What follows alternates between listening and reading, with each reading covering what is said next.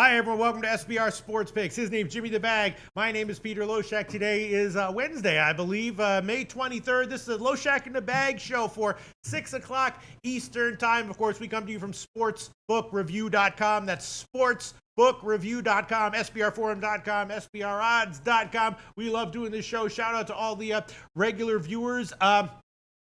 It's been an interesting week or so. Jimmy the Bag killing it in horses. Excuse me. Of course, still dealing with a big losing day yesterday, but I think Jimmy the Bag's feeling a little bit better. Had two underdog plays. One of them won, one of them lost in the morning, right? Yeah, and the Royals won the full game, and right. They tied it up in the 6th inning, not the 5th. Mm-hmm. That's the way baseball goes. If you bet baseball every day, which is fun as hell, if you do it recreationally, you will have a lot of losses and winners in the top of an inning, bottom of an inning.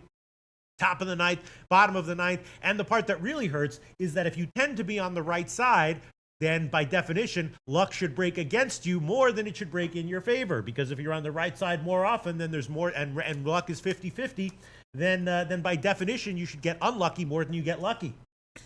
Yes. You understand that? Yeah, that's a tough one. But Jimmy the Bag, excuse me, things are going okay. We've got a bunch of plays from the evening show. We will talk about WNBA and of course NHL and NBA. And I in the morning, in the evening, in the afternoon shows, I took Houston. Sorry, I took a little bit trying to maintain a brisk pace, getting a little bit ahead of myself. Sure, no problem. Take a quick drink of coffee. I had Houston on the second half as a big underdog line. That one pushed. The Giants on the second half. What did I say? Houston. Okay, yes. I said Houston on the second half. I meant to say Giants on the second half at a big underdog line. That one pushed. And then I did try to have a little bit of fun, and I took the Giants -1, which wound up being 440. That one lost, but, for a while it was looking like it had a chance. And as always is the case in MLB and all sports, when you take a big underdog and you lose, it's a little hard to say whether or not you had an edge based on the way the game went. Right, Jim? Yes, your Giants play was exciting. Mm-hmm. It was exciting. They got off to a nice start, up 1-0. We were all cheering for you. There was a lot of talk about Loshak hitting a big score. And DJ Big Boss says that Camel Jacket got a stink by now. No, it doesn't. No, man. This, Camel really takes in the smell and doesn't hand it out. And this also, people look at me and they make two assumptions. They say, one, this guy does obviously a ton of drugs. Two, this guy on any given day stinks to high heaven, and neither of those things are true. No, I actually barely do any drugs at all ever. Coffee is my biggest drug, and I have a normal personal hygiene. But yeah, I was wearing these. I was looking at myself in the morning show, and I was like, just help me. Sometimes people have low self-esteem, high self-esteem. Sometimes they inflate, characteristics about themselves. Do I look as cool as I think I look? Because I was looking at myself in the morning with the fucking aviator sunglasses. I was like, wow, do I look cool? Do I actually look that cool, or is that just like a figment of my self-inflated imagination? I was watching I took a little peek at the early show, and you look dope as fuck. Thank you very much. Golf Nut 10 says Loshak looks like a drunk Ringo Starr. Okay, that takes it down a notch. Nice. I love the honesty. Take it down a notch. Yeah, I want to. How the fuck you get into movies and TV shows? I want to play some Let It Ride style characters in some fucking TV shows looking like this. You know what I'm saying, Jim? I do know what you're saying, and I think we're building something here. Are we? That may someday allow us to do some Let It Ride type shit. Can we make a Loshak in the Bag movie or TV show or something? And I just want to do it. You know what I'm saying? I like making jokes, Jimmy the Bag. I get it, man. I like making jokes. I just want to make jokes and jokes and jokes and jokes right until the moment I drop dead.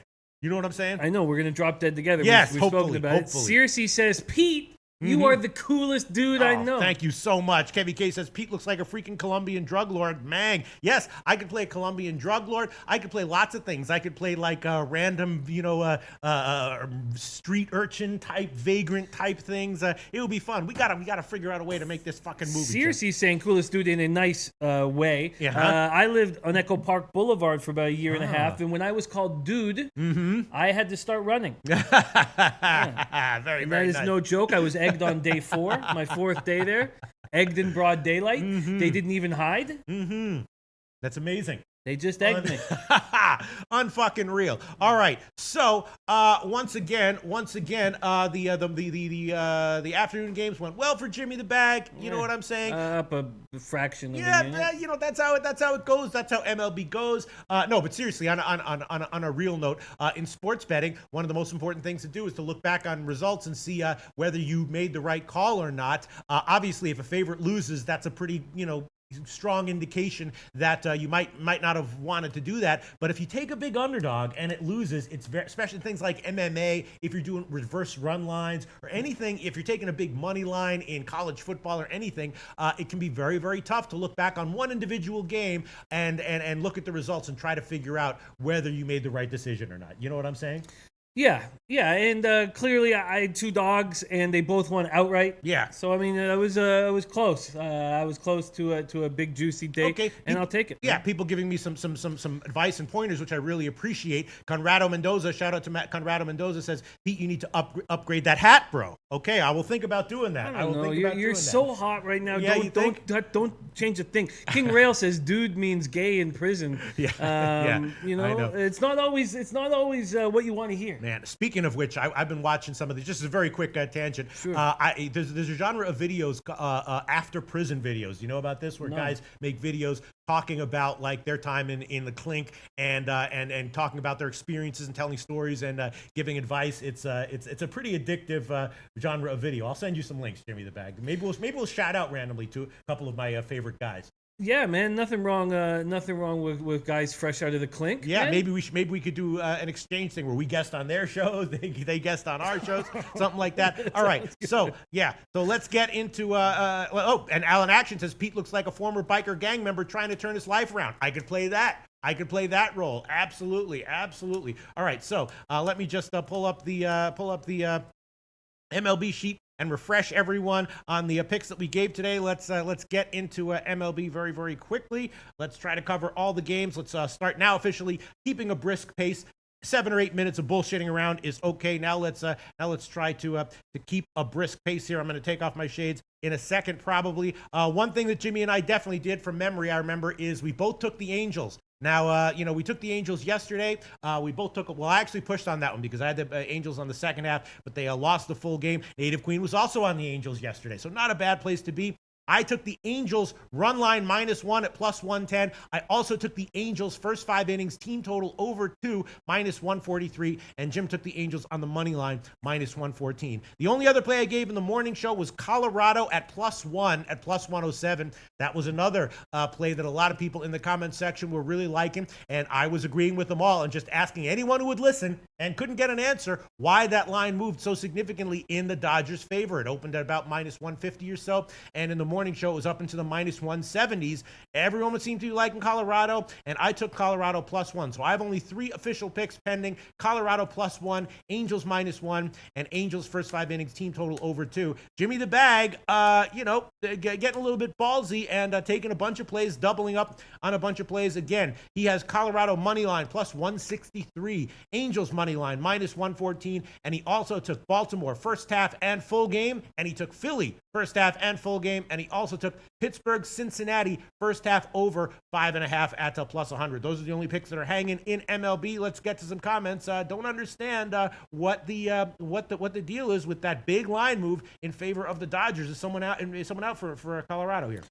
We hadn't seen the lineup, and I'll double check to see if it's out right now. Has there been a line move that's continued? Yeah, a very small line move back the other way in favor of Colorado, which is kind of nice to see. Still, it opened Dodgers -150. Now the best line would be -162 at BetOnline. Intertop's 170, Pinnacle 168. So, since opening, still a big line move in favor of the Dodgers. Let's see a little bit of a line move back on Colorado. In the meantime, the Angels line definitely got bet up. When we took it, the money line was -114. Now the best money line would be -124, so about a 10-cent market-wide line move in favor of the Angels. That's nice to see. Nice to see. Mac Darwin Sims says Angels win 8-5. He's on the run line and the over.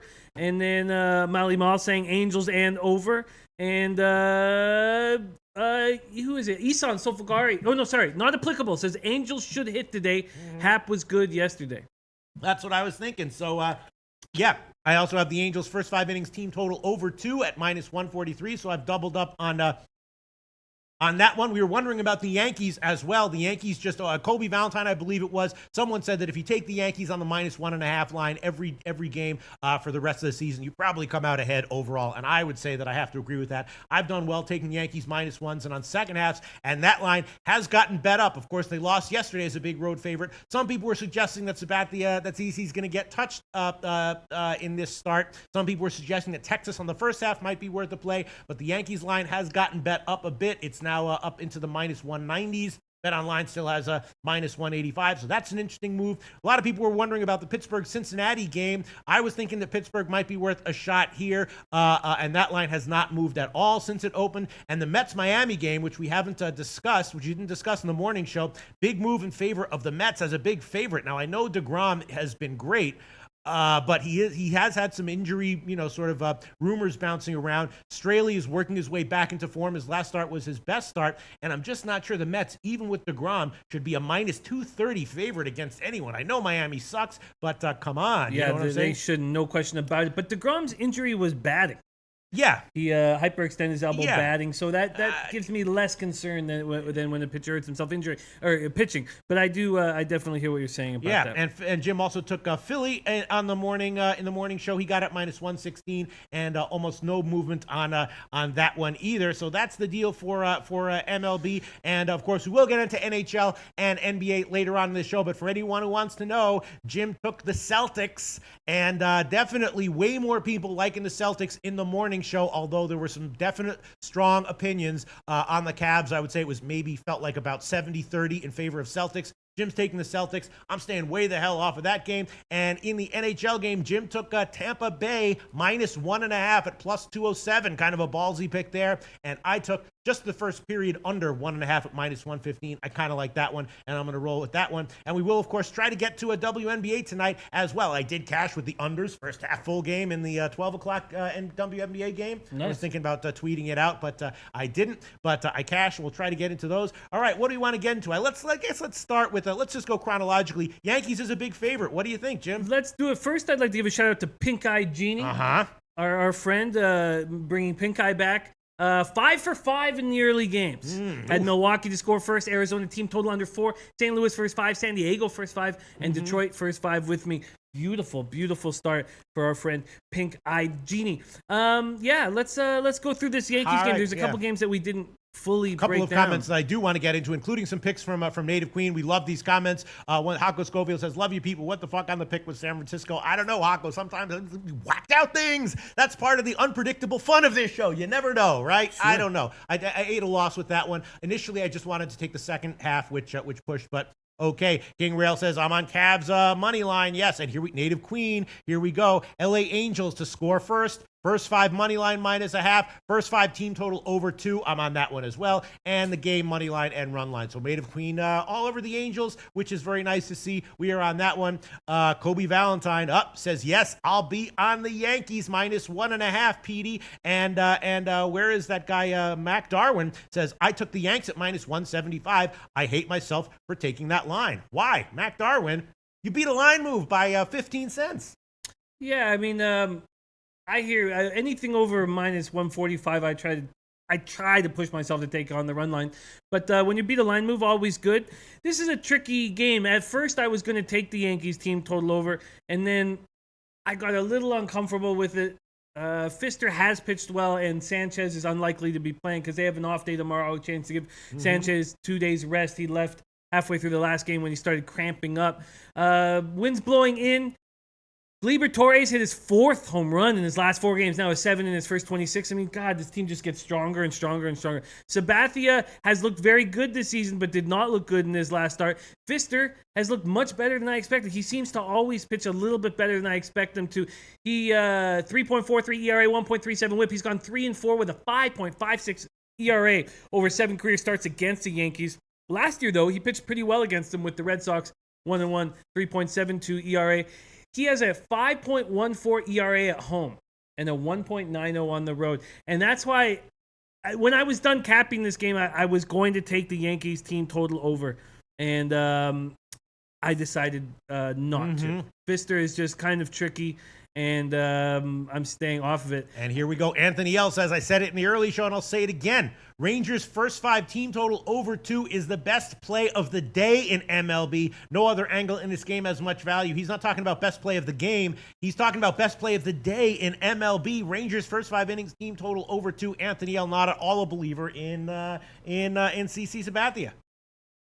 Yeah, I mean, he's not as good as his record shows. I mean, 2.40 ERA, 1.09 WHIP. But in saying that, No Strota says good hitting weather in Texas.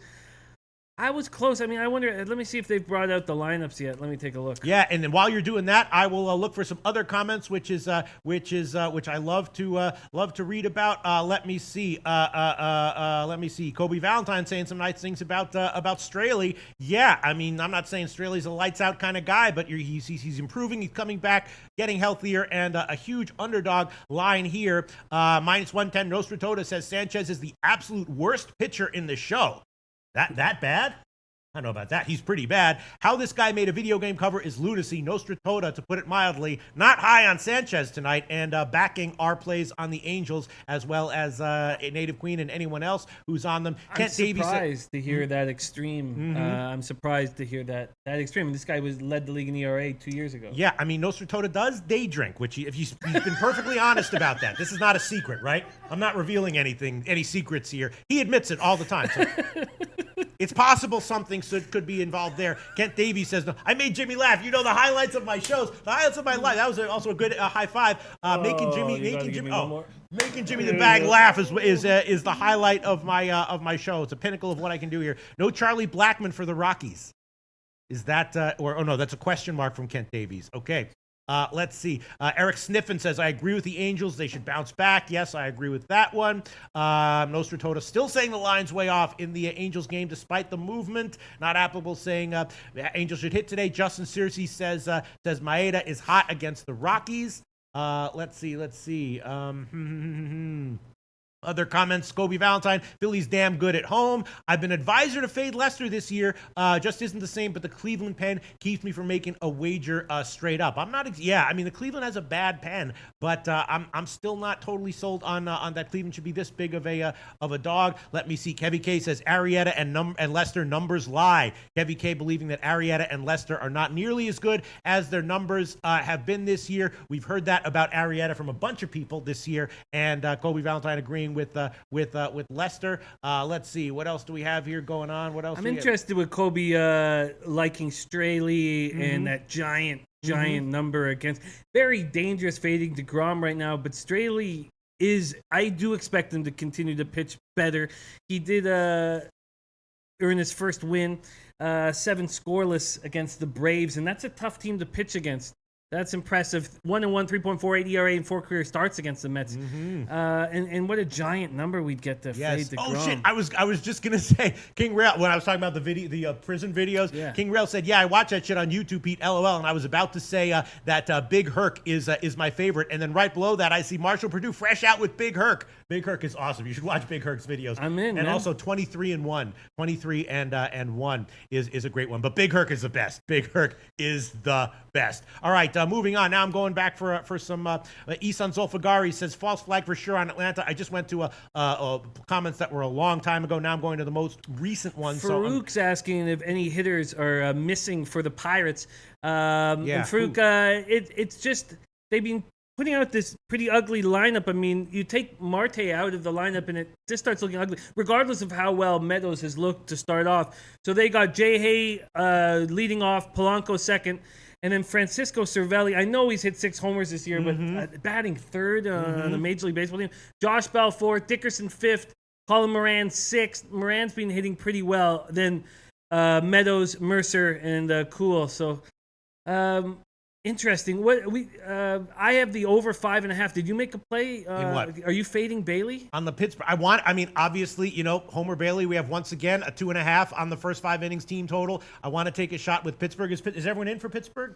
Yeah, I just read their line. Yeah, sorry about that. No problem. I'm just trying to, because there's so many comments. I love these comments. I want to get to them. DJ Big Boss saying, I feel uncomfortable about the Angels, but I'm going to trail the show. Take the Angels. Let's go, low bags. All right, DJ Big Boss. Yeah, look, a lot of times when we're all on the same play, I mean, it is true that I haven't seen anyone suggesting that Toronto is a play here. Maybe Anthony L would say that because he's high on Toronto going forward. A lot of times we're all on the same play. They do tend to lose. Observer is the one who keeps hammering at us that we're undervaluing Toronto. He's a guy who is much higher on them than I am as well. And Anthony L likes them for positive regression. But look, I mean, if you're on the same side as Nostra Tota and Native Queen, I'm willing to eat a loss if it loses. You know what I'm saying, DJ Big Boss? Yeah, and Smith and Wesson asking question, man, from 93, man, I fucking love that crew. And they had to change their name, which is bullshit. But Smith and Wesson has a question, and Mac Darwin already answered it for us pretty much. But says, why do you bet before lineups drop? Explain. Why what? Why would you bet before we see the lineup? Oh, well, I mean, because I think there's a lot of assumptions that you can make about the lineup. First of all, I definitely don't do that nearly as much with day games after night games as I do with night games, because there's a lot more unexpected stuff that happens in day games after night games. Also, you can sort of, it's kind of like if there's a team, like if you're taking a big underdog, then probably if someone's out for the big favorite, that only helps you. You know what I'm saying? And we have seen that a bunch of times this week where big underdogs have actually cashed because and the lines went down because people were out. But yeah, I mean, you can make assumptions roughly that are going to be right most of the time about who's going to be in the lineup, and you can also, I mean, that's my answer to that question. What's your answer? Yeah, well, I mean, you're just trying to get the line at the best possible moment, and sometimes you make a mistake doing that, and sometimes it works in your favor. And then he asks, so is pitching the most important thing? Yes, pitching. No, it's all important. It's all equally important. I would say Smith and West 90s. I mean, these are great questions. It's just we would take like a 10-minute diversion, and we want to get to it. So, is pitching the most important thing, Smith and Wesson? Historically, people used to overvalue the importance of starting pitching. That's not quite the case anymore. People are very, very hip to the importance of bullpens now. They even talk about fielding. People are very, very hip to park factors and lefties and righties and all that stuff. So all the factors are equally important. Walla Walla Dose says, I want a low bag shirt. We got to make those. Jimmy the Bag. We certainly do. We need them for Vegas. Teddy B says, pit first 5 over. I mean, like taking candy from a baby, and I'm on it. I took it at 5.5. 5.5 is usually a number that concerns me, but I'm not going to let it with Bailey and Cool on the mound. I'm just going to take it. Yeah. Anthony L says, how do you not fade Bailey with that short line? I was just gonna check the line moves. There hasn't been any line moves, and this has happened to me before with Homer Bailey. I didn't want to like jump the gun too quickly in the morning show, and then I wound up fading him in the evening show and wound up cashing with it. So I might double up on this one on a fade with Bailey today.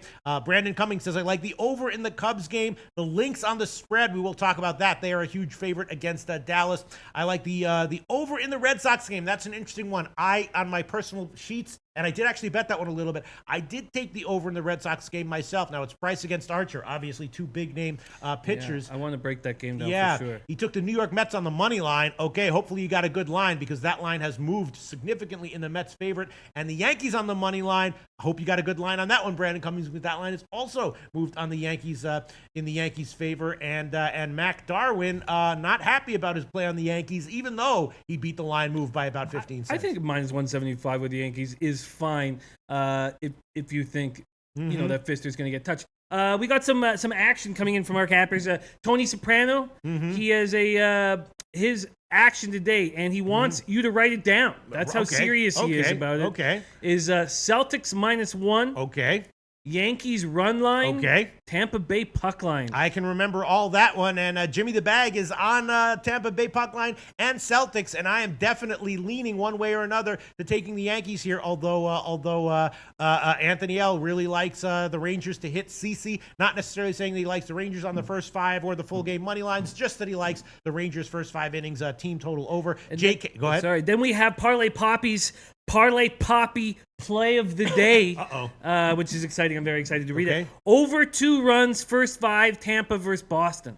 Over 2 runs. Wow, it's that low, first 5? Where over Tampa, Boston, Price Archer? First 5 over? Is what? 2? No. He's talking about team total. Which one? No, he's just saying over first 5, Tampa versus Boston. He's talking about the Tampa Bay team total over then. Over first 5, Tampa versus Boston. Okay, yes. Over 2 runs, first 5, Tampa versus Boston. Archer 7-3.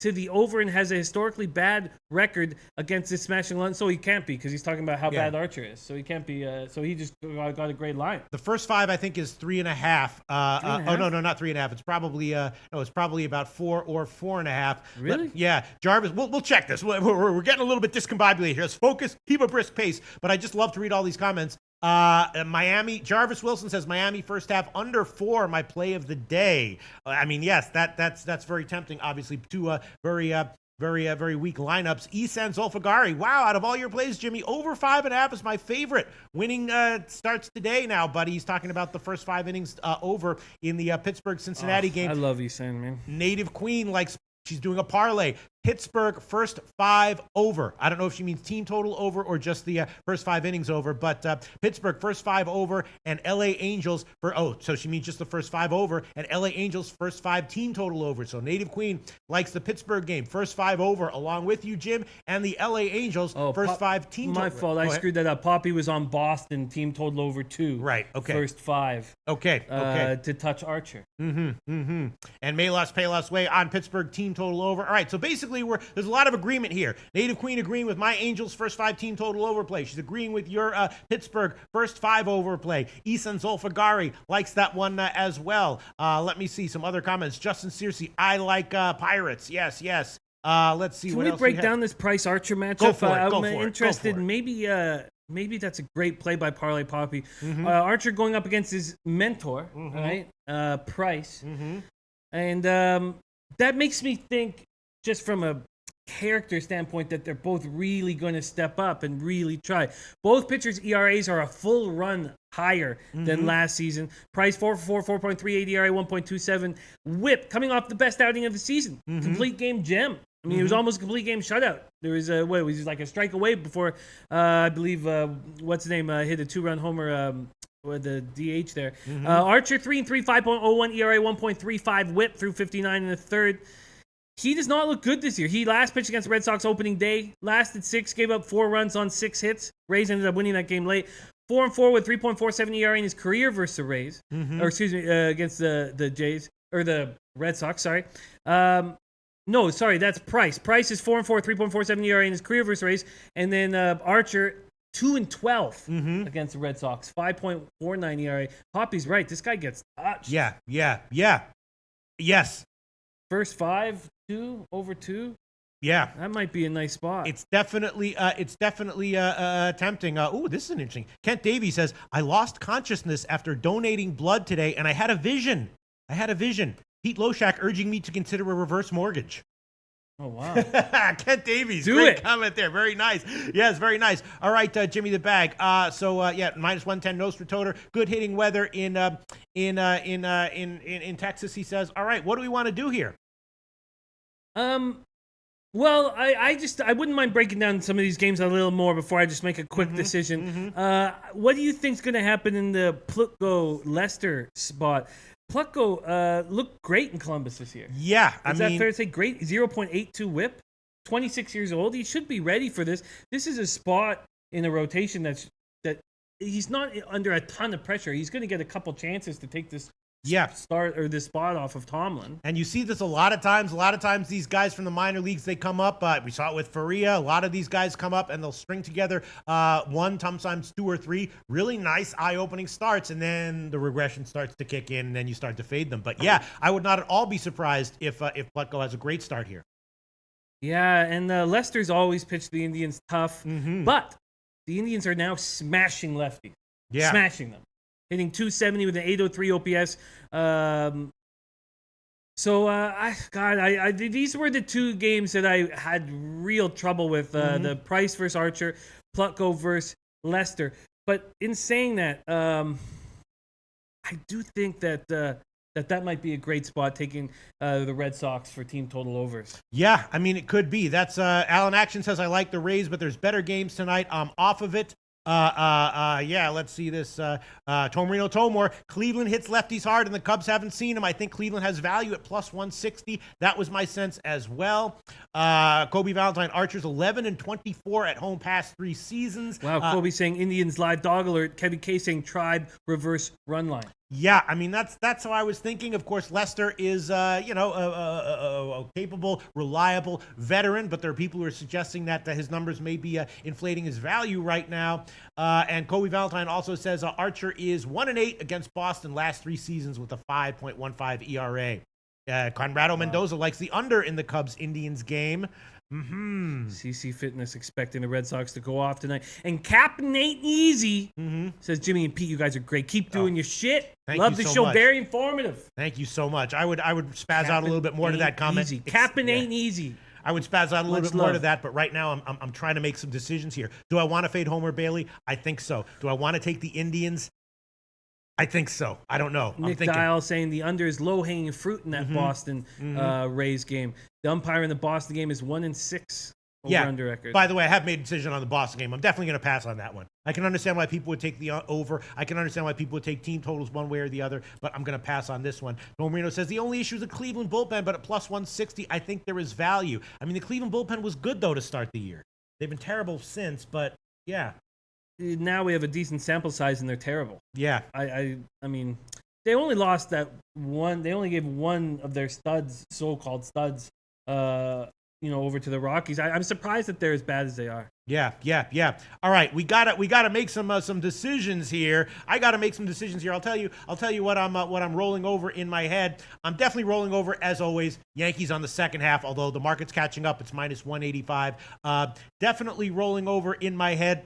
Pittsburgh first 5 innings team total over, and Pittsburgh -1. Definitely rolling over in my head, Miami +1 as just a huge underdog here. Straley against DeGrom. Definitely rolling over in my head, Cleveland -1. Again, if Cleveland has a bad bullpen, you might want to take a shot with Cleveland on the -1.5 line, or maybe even -2 or -2.5, so that the bullpen isn't likely to. You're not going to need them to get a save up by 1 run or something like that. Definitely rolling over in my head. That's about it. That's all I'm rolling over in my head. It's just the fate of Homer Bailey. Do I want to take Miami and or Cleveland as big underdogs? Do I want to take the Yankees on the second half? And that's pretty much it. I'm thinking of taking the over in Cleveland, Chicago. If Lester's going to get touched, I mean, I just Plucko isn't like a believed in stud coming up from the minors. Right, he's a 26-year-old journeyman. Yeah. I know. Yes. No, I mean, long term, he's not. He's not. The upside for him is very, very limited. I assume. Jerry Calvin says, "Why do you guys block people who just come on here to give out a few picks? What is the problem, SBR?" Jerry Calvin. No one's blocked. Who's blocked? I'm talking to the wrong two guys. We block nobody. Yeah, we don't block anybody here. The only thing we block is for racism and spam, and that is it. I guess gratuitous lying could also be blocked. Block, you know what I mean? If someone came on and was like, hey, whatever. But yeah, no, we don't block everyone. We love everyone. We love the lovers. We love the haters. And of course, we love the informative comments. Nostra says Plutko is trash. He's got a really, he's got a close eye on his Cubs. He watches them closely. He believes in their offense. I wonder what you think, Nostra, about Lester getting touched by these Cleveland bats. They're smashing lefties right now. Do you think Lester's going to be touched? I'd like to hear that, and then I'll make my decision. Okay. Miss MSUNC says, nice jacket, Loshak. Love this show, especially right before the game start. Shout out to MSUNC. All right. Look, I can't. If Homer Bailey comes in here and gets hit, I'm going to be that is unsatisfied. That will not be acceptable for me to have passed on that. So I'm going to fade Homer Bailey here. To start, I will take the first 5 innings team total over with Pittsburgh, which is going to be 2.5. And I think I am also going to take the Pittsburgh -1 line. Let me see. Actually, to start, I'm going to take Pittsburgh -1. I'll start with that one. Here we go. I'll start with that one. Pittsburgh -1. The money line is -111 at BetMania. -111 at BetMania, and the best run line for Pittsburgh will be +140 at Pinnacle. +140 at Pinnacle. So I'm doing it. I'm taking Pittsburgh -1, and I think I'm also going to throw on the Pittsburgh first 5 innings team total over. I just got to do it. If Bailey, has a good start, tip your hat to him, but he's just so vulnerable. I can't pass on a first 5 innings team total over 2.5. You guys are right. I'm fading Bailey. Yes. I'm kind of fading both pitchers here with the first 5 over 5.5, but I think that maybe I'm leaving money on the table, not taking Cool. When does this game start? Starts at 7 o'clock, I believe. Jimmy the Bag, 7 o'clock, I believe. Yes, 7 o'clock Eastern time, 7:10. Yeah, Noster coming in saying odds are good. They both get touched, but the Cubs have the way better bats. Okay. I'm going to add 2 plays. I'm going to add the Pirates on the money line. It's low enough for me not to worry. And I'm also going to add the over in Cleveland Cubs. Okay, let me just find it quickly. I want to address something to Sure.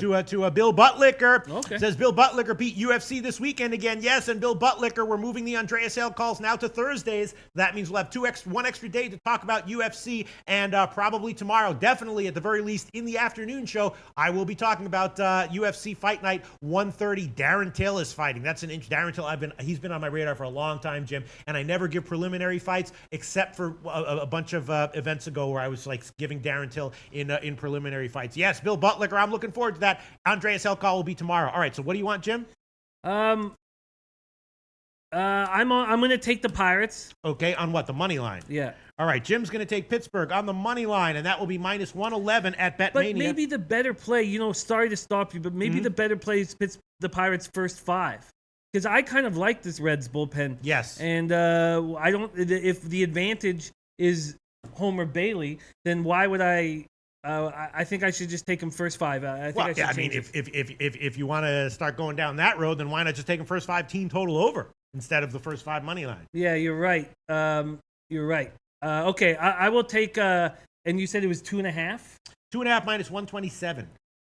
And then what's Pirates just to win the first 5? I'm seeing it bet online minus 116, and I will quickly check. I'm going to take the Pirates to take the first 5, and that's okay. Let me find it, and that will be minus 116. So you're going to take Pittsburgh first half minus 116. Yes. All right, Jim's on Pirates first half minus 116. I'm agreeing with you. I'm not necessarily high on cool either. Jim's on Pittsburgh first half minus 116. I'm going to take Pittsburgh minus 1, the money line minus 111, and the run line at plus 140. Do I want to double up on this one? All right, I will. I'll take the Pittsburgh first 5 innings team total over 2.5 minus 127. Something tells me. I mean, Homer Bailey does sometimes have a better start than expected. You know what I mean? And the weather is probably going to help him in this situation. But I just feel like there's a slight advantage in taking Pittsburgh on the first 5 over rather than the Pirates over 2.5. But Native Queen did that too. Took Pittsburgh team total over 2.5, and then a bunch of people were saying, Conrad Mendoza said, I was feeling Pirates first 5 too. Pink Eye Genie, who started the day 5 for 5, says, yes, Jimmy, Pirates first 5. I just made the play. Pink Eye Genie also says, I don't like Skaggs in this spot. Stay away game. Interesting. I mean, I don't understand really, other than if it's a gut feel. Because if you look at the numbers, Skaggs, 8 out of his last 9, he's allowed 2 runs or less. Oh, he's been very, very solid. And the Jays don't hit lefties hard. Yeah, but it's just it just feels a little bit like you're buying high with Skaggs, and it feels like a little bit like you're selling low with Bailey. You know what I mean? Like Bailey's been so bad, and we're fading him again. Skaggs been so good, we're betting on him. You know. I was thinking a little differently. I was thinking that I am not I do not believe that Aaron Sanchez in 2016 can have the best ERA in the American League, 2017 deal with blister issues, and 2018 not be able to pitch. It just that breakdown doesn't really make sense to me. Now, you guys made a great call fading him last start, and I had fear, and it cost my my wallet a few bills, but I just don't. It just doesn't make sense to me. I can't figure it out. No, I mean, on the other hand, something's clearly up with him. And then Kobe Valentine says Angels is fine price to pay for one of the best road teams. Native Queen like in Pittsburgh, first 5 minus a half. And Kobe Valentine predicts a 4-3 win for Pittsburgh. Okay, very interesting. Let's see other comments. Here's another comment from Jerry Calvin. Just so you know, he says that K Bar was in here, gave out the Cavs got blocked, and then he laughs. You guys have his name blocked. Why are you guys hating so hard? Truly, Jerry, everybody who was blocked, we went on the computer and we opened it up so every single person was unblocked, and we don't block anybody here unless the things that Pete talked about. So just so you know, that we don't block anybody for that. So wait, are people getting blocked again? Not here. Not I don't here? Know. I don't know. I don't know what he's talking about. I don't know. He says that K Bar was in here gave out cabs and got blocked. I get it. Okay, I don't know what you're talking about, but all right, I got you. Stop talking about it. it. Yeah. All right. So other comments coming in. Richard West says, "Don't sleep on Reds bullpen." Not at all, Richard West. I like the Reds bullpen. Richard West also, I don't like it when Richard West comes in and gives an opinion that's opposite of me. Yeah. But he came in. Look at this opinion from Richard West. Toronto sucks. Nice. Nice to know. Yes. So you didn't lock me in with that over in Indians Cubs. Indians Cubs. All right, let me find you the best line here. Let me see. Where is it? Indians Cubs. Where the hell is it? Indians Cubs on the over. Let me find it. Here we go. Indians Cubs 8.5. The Greek has 8 minus 115. We can give you that one. Nice. I kind of like that one, Jim. 8.5 minus 115. Plucko's not some stud that we've been hearing about for 2 years. They didn't know who to put in that 5 spot, and they're giving Plucko a chance. Lester, everybody, I'm kind of high on Lester, and I seem to be the only guy. Everybody thinks he's not as good as his numbers and due for regression. And I like the Indian bats the way they've been smashing lefties. So all that considered, with the help of the chat, I think that's a good not bad, play. Jim. 8 minus 115. Wow, it's not even 8.5. It's 8, yeah. I mean, everyone has 8.5 except for Pinnacle. We are line shopping here using SBR odds. Once again, yes, Jimmy the Bag gets 8 minus 115 at the Greek. Everyone else has 8.5. Pinnacle 8.5 minus 105. All right, the only other things I have to decide here are do I want to take the Yankees on the second half at minus 185? I don't know. And then we got Miami as a huge underdog. So tempting to take a shot with them at +1, which would wind up being like plus 150 or something like that. I mean, Jacob deGrom is how lights out do we expect him to be here? He's just pitching extremely well. He is. Yeah, there's no doubt about it. It's about as confident as he's been in his whole career. Parlay Poppy loving what we're talking about with the Indians now. He's on the Indians' first 5 at plus 150 money line. Yeah, right. I mean, when you look at DeGrom right now, I've just never seen him pitch better. Yeah. I'll tell you what I am going to do. I'm going to take the Miami Marlins second half plus 125. Miami Marlins second half plus 125. I may be doing a little bit of a stupid thing here, but you're getting a road team as a dog second half line. So I'm going to take Miami Marlins second half plus 125. The Yankees second half line is now I'm seeing down at 180 at Heritage. That is kind of tempting. And at Bookmaker, it was minus 185 earlier. Interesting. Tempting to take the Yankees on the second half at minus 180. What else do we have here? I think Parlay Poppy's right about this as well. Sorry, I think Straley versus DeGrom, great price under 4, first 5 at minus 120. He's right. These lineups are absolute trash, and these pitchers are pitching very well. And the only concern I have would be, Straley on the road. I mean, he certainly looks completely in control at home, or at least last year. But this is the time of year where after he about 4 starts, from like the 5th start to the 10th start, where he was excellent last year.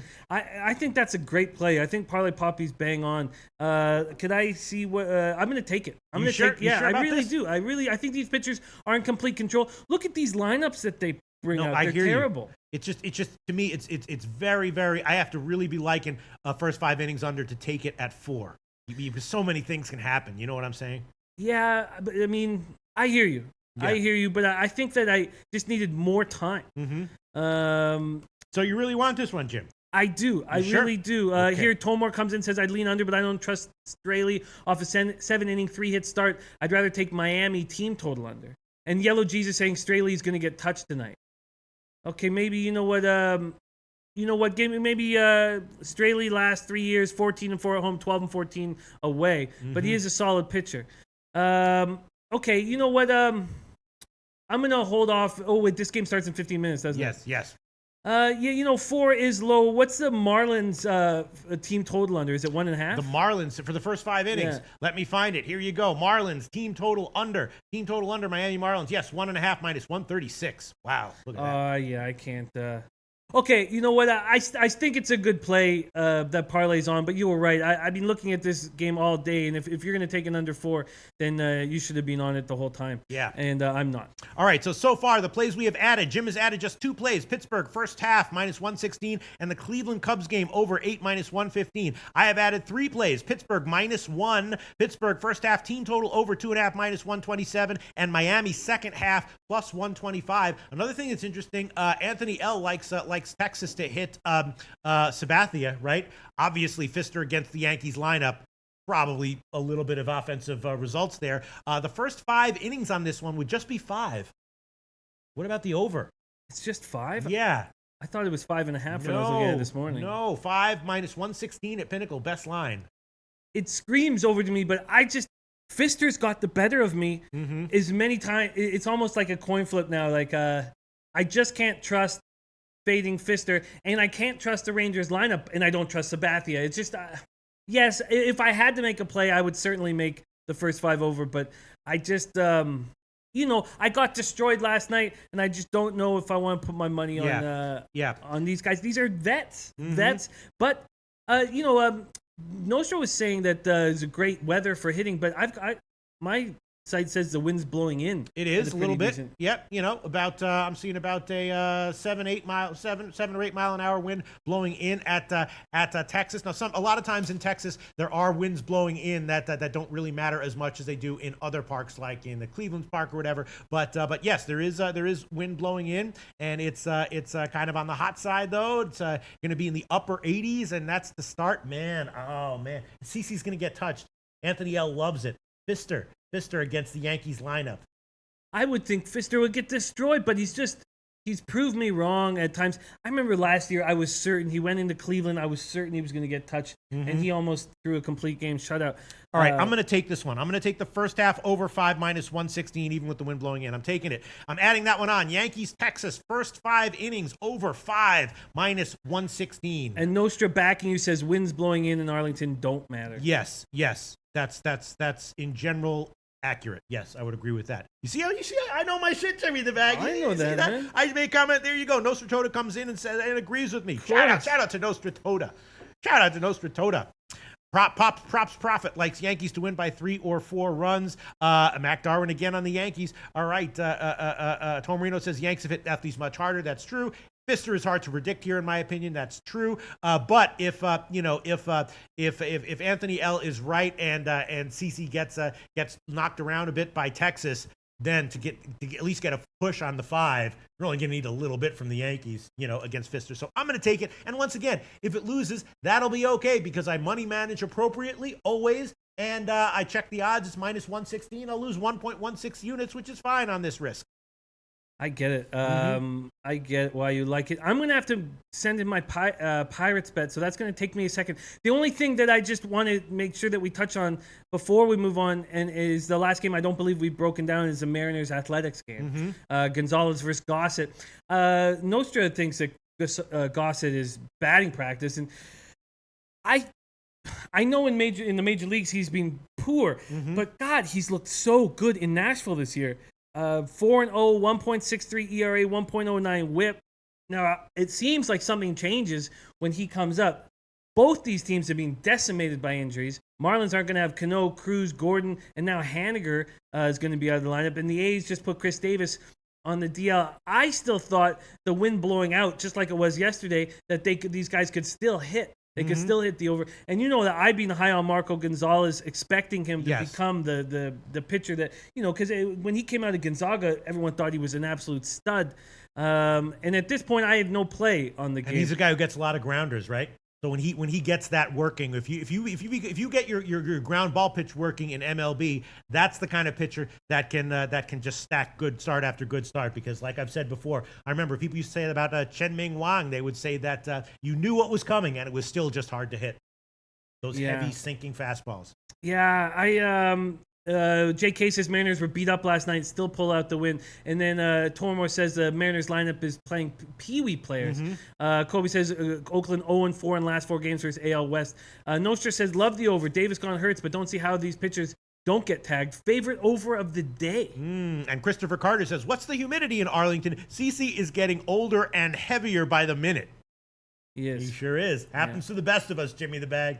Happens to the best of us. What is the full game over? Because, I mean, I liked it so much yesterday, and it was another one of my fucking losses. 8.5.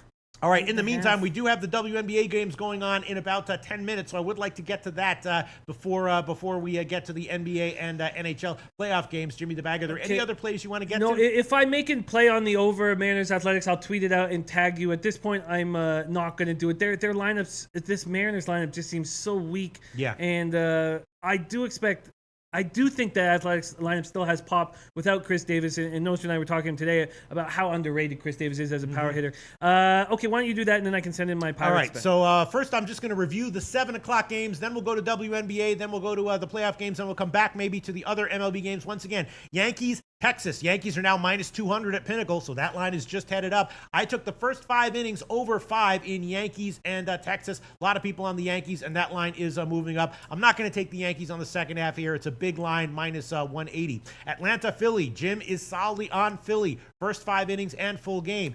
Angels, Toronto. Jim is on the Angels money line, and I'm on the Angels -1, and also the Angels first 5 innings, team total over. And that line continues to be headed up a little bit. Minus 126 at Pinnacle now. Pittsburgh and Cincinnati. Jimmy the Bag took Pittsburgh, Cincinnati first 5 over, and he also wound up going with Pittsburgh on the first half money line. And I also decided to go with the Homer Bailey fade, and I took Pittsburgh -1 and the first 5 innings, team total over 2.5, minus 127. Miami Mets, an interesting game. You know, I wanted to take a shot with Miami, maybe as a huge dog, maybe Miami +1, but I guess we don't want to be betting against DeGrom here. So I took a shot with Miami second half, +125. Price against Archer in Boston, Tampa Bay, an interesting matchup. People are suggesting that the over might be a good play. Kobe Valentine was quoting Archer's horrific records at home. The over might be a good play. That's going to be a pass for myself and a pass for Jimmy the Bag. All right, let's quickly look at the WNBA. I know that they're probably losing viewers by the dozens now, but some people love WNBA though. You know what I'm saying? No, if you guys cash, if you guys are making money, all the best. You know, I cashed on the under, first half under and full game under in the morning show. We have 2 interesting games here: Dallas and Minnesota, and Seattle and Mercury. Now, I'll just for people who maybe don't follow WNBA, I'll tell you why these are interesting games. Minnesota, one of the 2 best teams in the league with LA, right? They just played LA in their last game and they lost, right? They lost their opening game of the season to the LA Sparks. They were just, not focused and everything. The question is, are they going to come back here? Dallas, though, is a team that I'm kind of high on, a team that has some nice pieces that should fit together. Now, the question is Minnesota going to come back here and play absolutely lights out? I would be, oh, wait a minute. They're not 7 o'clock games. One's at 8 o'clock or 10 o'clock Eastern time. All right, we don't have to jump on it right now, but since we are, we'll just talk about it. Phew. Jimmy the Bag. Sorry. Oh, phew. We're going to have a lot of time to bet these WNBA games. Yeah, I would be leaning Dallas early here, even though you got to figure Minnesota's going to come out here focused and try to make up for the loss. I'd be leaning Dallas early here, and then maybe Minnesota pulls away in the second half. Slight lean to the under as well. And then Seattle and Phoenix, they already played in Seattle in their last game. This is the second of a home-and-home set. And that game was close to the very end. Phoenix is a deep team with a lot of veterans on that team. They might have some issues if the veterans get tired later on in the year. But I'm thinking that the first game was close. Phoenix wound up pulling away, and I'm thinking that Seattle early might be a good play here. I was thinking about Seattle +3, and also thinking about a shot with the under. The total has gotten bet down significantly, about 3 or 4 points since opening, but I would still be leaning under anyway. And even at 157.5, it opened at 160. And so that's what I'm thinking right now about these NBA games. Thinking about taking Seattle early on the first half, maybe the first quarter. Thinking maybe about taking Dallas early as well, and thinking about an under in the Seattle-Phoenix game. Let's see if anyone's commenting, and then we'll get to the 2 big playoff games that are coming up. Let's see, what do we have here? Yes, Antoine Seymour likes Phoenix first quarter. All right, that was kind of the opposite of how I was thinking. I was thinking about Seattle early. Let's see. Jim Rome's a douche says, whoa, women's basketball. When you talk about WNBA handicapping, people still in 2018 just have their heads blown. Whoa, really? People bet WNBA? Yes, they do. And there can be some big edges there. Antoine Seymour says Phoenix is the better team. No doubt about that. Obviously, yes, they're a deep team. They've got a lot of experienced veterans. Absolutely. and I don't really like Sue Bird. She's getting old for Seattle, but it's just the first game was close, and I'm thinking that Seattle maybe is able to hang close in the early part of that one. And King Rail disagreeing. King Rail likes the Mercury on the first half. Okay. King Rail liking, I'm just thinking about this stuff out loud. King Rail and Antoine Seymour liking the Mercury early. I was thinking Seattle might be a good bet early. No question. Phoenix is the better team though. Absolutely. And let's see. Yes, Chris Carter says, no way that under this morning was the easiest bet I had in a month. Yes, Chris Carter, I was on that one. I should have tweeted it out. I'm just a little bit risk averse when it comes to WNBA, but I definitely bet that one first half and full game. Let's see, what else do we have going on here? Other comments in WNBA, and then we'll move on to other to the playoff games in NBA and NHL. Let's see. Other comments. CC Fitness says, women play pro basketball? I wasn't aware. Yes, they do, CC Fitness. You know what? Women can do anything a man can do, and they can have a baby while they're doing it. So yes, they do play pro basketball. Respect. Yeah. I'm PC as hell, motherfucker. Hell yeah. Women can do anything a man can do, and they can have a baby while they're doing it. So yes, they absolutely do play pro basketball. CC Fitness. And in the early days of WNBA, Sharps pounded it. They loved it. The limits were high. The edges were big. The market has gotten tighter, but there still can be good edges to be found in WNBA. No question about it. Antoine Seymour likes Dallas first quarter +4. Yes, I was thinking that Dallas a team with some life to them. I'm going to be looking to bet on them in spots. Brendan Cummings says the Queen likes Minnesota on the spread, so I'm backing whatever WNBA play she gives. I mean, she might be right. Minnesota obviously is one of the elite teams in WNBA. They're coming off the rivalry loss to the Sparks, and they might come in here super focused. Okay. Let's see. Marco Lou says WNBA can be bought. They're as vulnerable as college players. Yes, that's the issue with sports. The less money the players are getting paid, the more likely it is that they're bought. You know what I'm saying? That's just the reality. Okay, you want to move on? Poppy wants to know your favorite WNBA play. Oh no, I don't know exactly. I guess my favorite. I don't know. I'm probably not the one you should be asking. Probably much better WNBA cappers in here. I mean, my favorite play of the day was definitely the under in the 12 o'clock game. I guess right now, if I had to say my favorite play, I think I might agree that Dallas. Is the first quarter really +4? Yeah, it is. I would probably say Dallas +4. Yeah, I think that Minnesota in the end will get a comfortable win here. Not sure how long Dallas is going to be able to hang, but I'm definitely thinking that Dallas is a team with some life to them. And I would say that Dallas +4 on the first quarter, maybe first half at +8 at Bookmaker is also tempting. But yeah, probably but Minnesota might come out and just absolutely destroy them. So I don't really know. I'm not going to give any picks. They're definitely interesting games. I'm kind of high on Dallas, but it's not a good spot to be fading Minnesota. Let me just check the totals here. And maybe a shot with, wow, that under is really crashing in Seattle and Phoenix. Maybe a shot with the first half under in Dallas, Minnesota. Maybe Dallas is trying to be better defensively this year, and maybe Minnesota clamps down defensively after the loss. Parlay Poppy, I don't know. I'm sorry, I can't really answer that question. All right, that's enough WNBA. How about that, Jim? How about that? No more WNBA. How about that? All right, let's move on. Jimmy the Bag. Let's start with the NBA game. Let's start with the NHL game, right? Sure. Of course, it's Game 7 in Tampa Bay and Washington. Jimmy the Bag gave a pick. He took Tampa Bay on the puck line, expecting a big win by Tampa Bay. Although, of course, with those puck lines in Game 7s, if Washington is down a goal going into the end, they'll pull that goalie really, really early, and you might get an easy shot at the puck line cover. I mean, if it's just one goal, I don't think they do that before 2 minutes are left. If Washington's down 1? Yeah, if they're down 1, I still don't think that should be done. No, right around the 2 minute mark. But I mean, it's the 2 goals. When they're down 2 goals, you see that happening at the 3.5 minute mark, 3:45. But I didn't mean to interrupt you, but no, go ahead. I listen. Some people don't agree that having home ice is as important as I think it is in Game 7. I think it's enormously important. And I forget exactly the stat that Kobe dropped, win-loss, winning percentage for home teams in Game 7. But I just think it's so crucially important. Pete talked about last change, how important it is. It is so important. But also, experience in Game 7s is so important. And hearing the Lightning talk and hearing the Capitals talk, it's so different. The Capitals are saying things like, this is the biggest game of my life. This is the most important thing we've ever done, blah, blah, blah. And the Lightning are as loosey-goosey as a team can be in the 7th game. They've been, 2 of the last 3 seasons they've been in a 7th game to get into the Stanley Cup final. I think these things are a huge, huge advantage for the Lightning. Yes, if you're watching the first 6 games, we talked about this on our show, the Capitals have outplayed the Lightning for more of the series. That isn't enough for me. I think that the Lightning will take care of business at home. Kobe coming in saying 60%.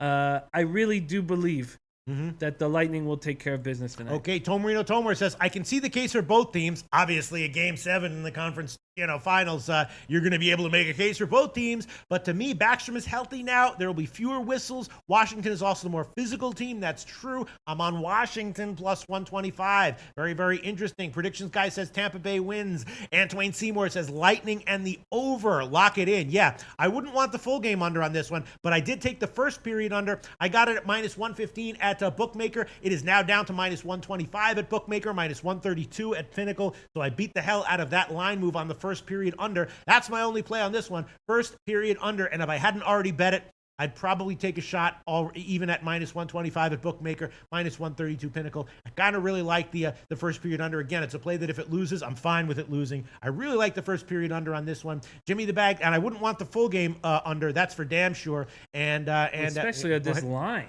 I mean, look at the juice you have to pay for the under. I mean, it's just too much. When I look at that line, I instantly think, maybe I'll take the over. It's just that appealing. And we know that if it's 3-1 or 4-1, that goalie's being pulled with 3.5 minutes left. Now, interesting stuff. Jay Peach saying Game 7 home ice means significantly less than any other game.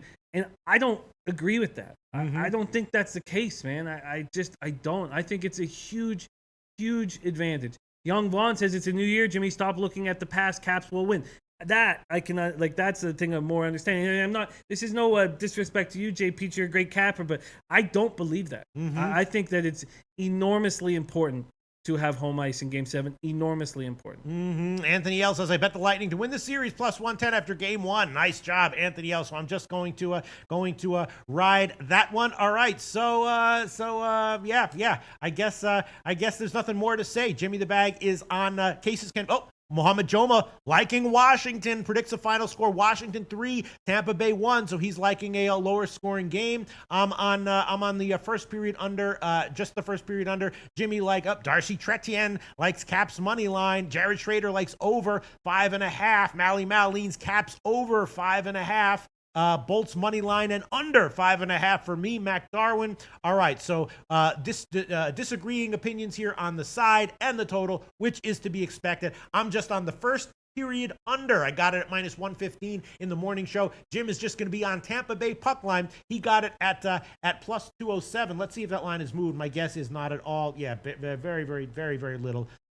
205 at Pinnacle, so almost no movement on that one. And that's it. We'll see how it goes. Jim's on the Tampa Bay puck line. I'm on the first period under. I like it. That it?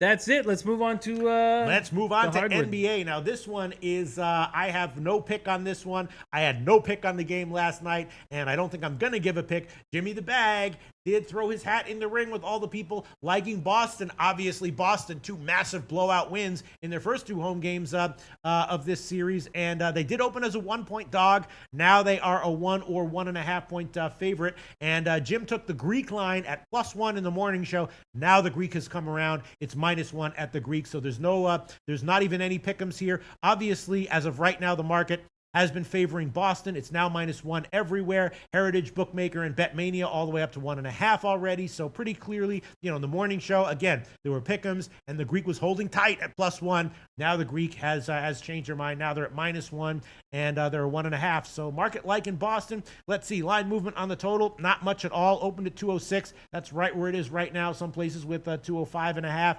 And I think I'm gonna pass on this one. I like the Celtics here. Some notes here that we'll read out. But I really like the Celtics here. In saying that, SBR Zach Jones, who swept all 4 bets in Game 3 and had Houston on the spread, sprinkled in with a little money line in Game 4. likes the Cavs and the over. Okay. Cavs and the over. And it does seem like people were talking in the morning show. If you like Boston, you're probably liking the under, and if you're liking Cleveland, you're probably liking the over. That might not be a bad way to go. Just do two correlated parlays: parlay Cavs in the over, parlay Boston in the under, and one of them probably cashes. And I saw that. I also saw Al Mack is taking Celtics in the over. Oh, okay. So that, but I was just curious. That was interesting when I saw that. I was like, oh well, because I agree with you. I think those are correlated as well. Now, the key for the Celtics for me is Marcus Morris has to be physical and not get into foul trouble. He leads the postseason with 52 fouls. I do not expect Korver to have the kind of defensive prowess that he had in Game 4. He blocked Jaylen Brown 3 times. I do not expect Korver to play as well. I do not expect Hill to play as well. Tristan Thompson's being very good inside. And, Stevens has to come up with something for that. And here's some notes from 2 of our best basketball cappers. King Grail, Golden State won every playoff home game since 2016 until last night. Braun is in this young team's head. They look like a little starstruck. Cavs know in order to compete with the Rockets and Golden State, they have to save their legs. That's an interesting point. Yes, it was suggested in the morning show that Boston, not just starstruck, that they're actually shook. A strong word, but that was used, and people were agreeing with it, right? They were, yeah. We would not use that word lightly, and if it's accurate, it's pretty serious allegation, right? It is a pretty serious allegation Shook. to be a shook one. Yeah, to be a shook. The entire team shook. Tomor says, I think we know Stevens will make adjustments and double LeBron. But the Cavs didn't win Game 3 and 4 because they were at home. They won because LeBron played D and the offense was balanced. Okay. Ralph Portuondo is on Cleveland. +1 in the under 206. So there's somebody doing the same thing that Al Mac's doing. Mally Mal, Cavs. I really think that I would not get this opportunity to take Boston if all gamblers have to deal with the recency bias, and some of us handle it better than others. And it's just evident in everything that we do. And it's something that you try to wash off as much as possible, but it's very, very, very difficult. And that's why I talk so much about that book, The Undoing Project. Clearly, the Cavs looked very good at home, and that's why I'm getting a team that's 9-0 at home in the playoffs with a .720 winning percentage over the whole season at +1 in Game 5 of the Eastern Final. So I'm feeling good about it. All right, Flipper 13 is liking Boston, and I would say in general, seems like roughly maybe 2/3, maybe 70%, maybe 75% of all the opinions that we've gotten are liking Boston. A solid 25 or 30% are definitely liking the Cavs here. Kobe Valentine, Cavs 8-17 in the last 25 road games against a team with a winning home record. Celtics 18-6 against the spread in their last 24 home games. Series is home team wins, and that is certainly how the playoff series has gone so far, easily. So yeah, this is a tough one. I'm gonna do what I did with the last game, very happily staying way off it, and I can't hope that everyone cashes because they're all on different sides. So I guess what I'm gonna hope is that whoever loses doesn't feel too bad about it and bet sized appropriately. That's my main hope for this Cavs Boston game, is that anyone I know who loses doesn't feel bad about it and bet sized appropriately. If this was Game 7, I would be maybe singing a different tune. But I don't believe in any kind of hope for LeBron to play in the finals until Game 7. Game 5, Celtics can take care of business, take care, protect their home floor, and bring it back to Cleveland up 3-2. Mally Mal says Cavs might blow them out tonight. MVP Sports Las Vegas says NBA is scripted. Yes, it is. And for that reason, he says Cavs money line tonight.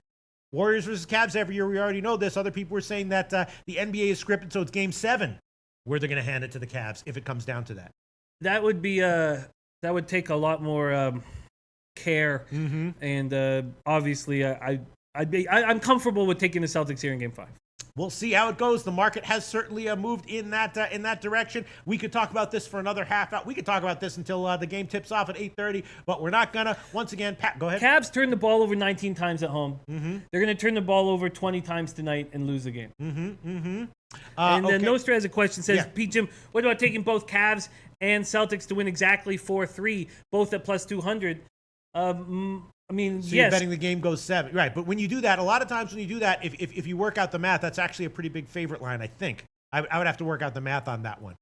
you only make that bet if you think the Celtics are going to win tonight. If you think the Celtics are going to win tonight, then yeah, it's not. I mean, it's okay. Yes. Brandon Cummings says, if the NBA is scripted, then all sports are scripted. I don't believe that shit for a second. Brandon Cummings, it's a half joke. Obviously there are some shenanigans that do have legitimately gone on, but it's just kind of fun to say that the shit is fixed and scripted. It's for me anyway. Fun for me to say it. Okay. Native Queen with a comment. Boston have heart, but this is the Bron show. Yeah, and she says Cleveland in 6. Cleveland, where did she say that? In the morning show. Where did she? Oh, did she? Yeah. Wow. So there you go. Nostratoda. So Native Queen would say, don't do that. Cleveland in 6. That's what Native Queen said.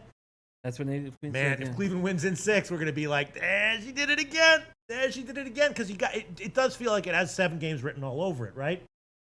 It does feel like that, yes. All right, I will write that down. Native Queen predicted in 6. Cavs in 6. Let's see. All right. There's so many comments that I would love to get to. We do have to wrap up the show, though. Once again, I'm off the game. Jim's on the Celtics. And bet size appropriately, no matter what you do, no matter who you are, no matter what your goals are, no matter what your bankroll size is. Please bet size appropriately. That's all we ask of you. One thing. We only demand and request one thing of our audience. Bet size appropriately. Right, Jim? That's the only thing we really sincerely ask of our audience. Yeah, and keep tuning in. Yeah, and keep tuning in. Yes, please keep tuning in all until the show's canceled. That's it. Let's wrap it up. We'll see you 12 o'clock Eastern time tomorrow. Thanks so much.